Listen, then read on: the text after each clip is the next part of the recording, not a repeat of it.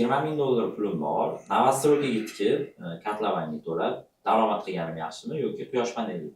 $20,000 oldindan to'lov, demak bu bir xonalik o'sha 20-25 kvadrat kvartiralar haqida gap ketyapti. Bu 3 yillik plandagi strategiyadagi biznes reja hisoblanadi. Demak $20,000 tiksangiz 3 yildan keyin u uyni taxminan $30,000 ochiq bozorda sotish imkoniyatingiz bo'ladi. Demak $10,000 sof foyda bo'ladi.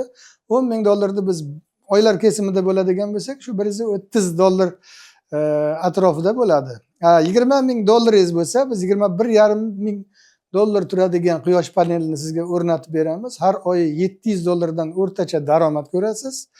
Demak, $10,000 sof foyda bo'ladigan bo'lsa, 3 yil davomida kotlovanga pul tikdingiz $20,000, $30,000 ga uni sotish rejasi bor sizda. $10,000 biz agar 36 oyga bo'lsak, $277 o'rtacha daromad bo'ladi. Uni endi 1,5% gacha, ya'ni 1.36 bo'lyapti bu yerda. Oylik daromad bor. Bu ham yomon hisoblanmaydi. Ijaraga nisbatan 2 barobar qimmat. Ijaralar 0,5% dan 1% gacha hisoblanadi Toshkent shahrida. Ya'ni o'zining qiymatiga nisbatan. Podkatlavan pul tikish ijaraga nisbatan 2 barobar yaxshi, lekin quyosh paneliga nisbatan endi hisoblaymiz. Quyosh paneli $20,000 pulingiz bo'lsa, $21,500 quyosh panelini sizga o'rnatib beramiz. Har oy $700 dan stabil daromad ko'rasiz. $700 biz 36 oyga ko'paytirsak, $25,000 atrofida daromad ko'rasiz 3 yilda. Demak, bittasidan $10,000 daromad, bittasidan $25,000 daromad.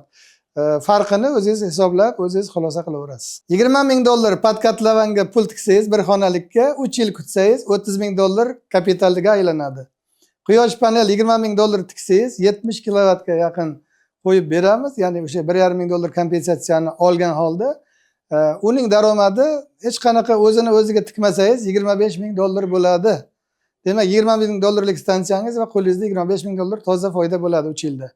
Ana endi sizlarga savol.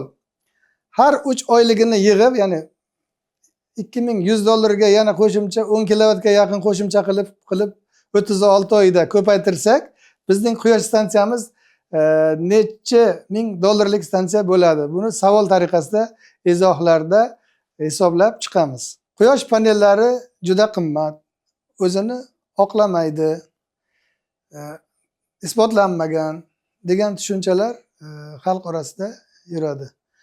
Biz 2023-yilda o'rnatgan quyosh panelimizdan hali hech bir e'tiroz kelmadi, ya'ni panel hisobiga. E'tiroz bo'lishi mumkin, avtomatlar urgan bo'lishi mumkin. Tarmoqda buzilishlar bo'lsa, uni sozlayapti. Bizda o'sha servis gruppamiz bor. Lekin quyosh panelining o'zida hali biz bir e'tiroz ko'rmadik. Uni eskirtirishni o'zi bir qiyin narsada. Shunday uzoq yilga mo'ljallangan qurilma hisoblanadi. 3 yilga bormasdan o'zini oqlaydi. Albatta u qimmat. Ya'ni pulga chaqsangiz, kami shu 30 million, 50 milliondan boshlanadi.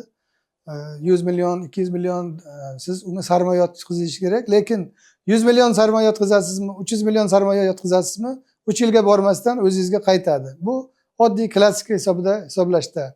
Agar siz uni reinvestitsiya qilib hisoblaydigan bo'lsangiz, har oylik daromadiga yana qo'shib ketadigan bo'lsangiz, 3 yilga ham bormaydi. Shu 2 yillarda o'zini oqlaydi. Bugungi kunda mana kecha Xitoydan bizga rasmiy xabar keldi. Quyosh paneli 25% ga narxi oshdi.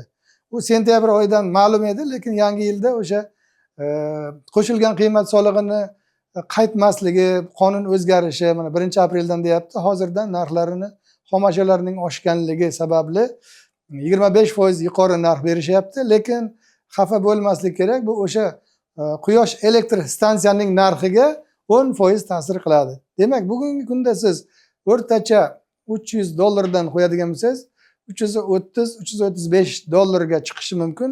O'shanda ham baribir shu 3 yil davomida bo'lmasam 3,5 yil davomida o'zini oqlaydigan bir jozibador investitsiya hisoblanadi. Bugungi kunda rivojlangan davlatlarda uglerod solig'i joriy qilinyapti. Tasavvur qiling, sement zavodi ishlayapti.